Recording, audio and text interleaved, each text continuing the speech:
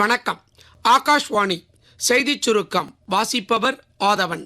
நாடு முழுவதும் உணவு தானியத்தை வழங்கி வரும் விவசாயிகளின் நலன்களை பாதுகாக்க மத்திய அரசு முழு அர்ப்பணிப்புடன் செயலாற்றி வருவதாக பிரதமர் திரு நரேந்திர மோடி தெரிவித்துள்ளார்.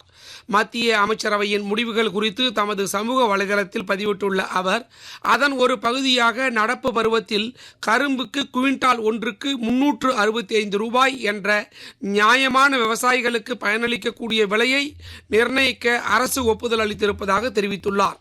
இதன் மூலம் லட்சக்கணக்கான விவசாயிகள் பயன்பெறுவதுடன் சர்க்கரை ஆலைகள் மற்றும் தொழிலாளர்களும் நன்மை அடைவார்கள் என்று பிரதமர் திரு மோடி தெரிவித்துள்ளார்.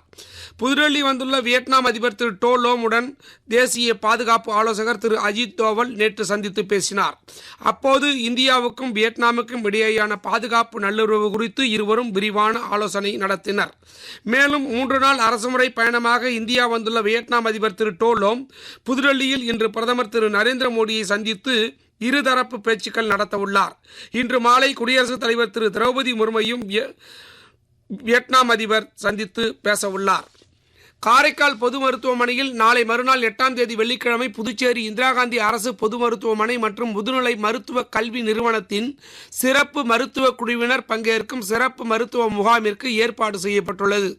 பொதுமக்களின் நலன் கருதி ஏற்பாடு செய்யப்பட்டுள்ள இந்த முகாமில் மனவியல் துறை தலைவர் டாக்டர் பாலன், பொன்மணி ஸ்ரீபன், குழந்தை அறுவை சிகிச்சை துறை தலைவர் டாக்டர் ஸ்ரீராம், இதயவியல் நிபுணர் டாக்டர் சந்தான கிருஷ்ணன், நரம்பியல் நிபுணர் டாக்டர் துரைராஜ், சிறுநீரகவியல் துறை நிபுணர் டாக்டர் ஹரிதேவ்குமார் ஆகியோர் அடங்கிய குழுவினர் கலந்து கொண்டு ஆலோசனைகளையும் சிகிச்சைகளையும் வழங்க உள்ளனர்.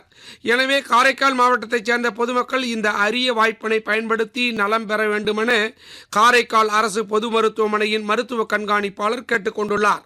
இத்துடன் இந்த செய்திச் சுருக்கம் நிறைவு பெறுகிறது.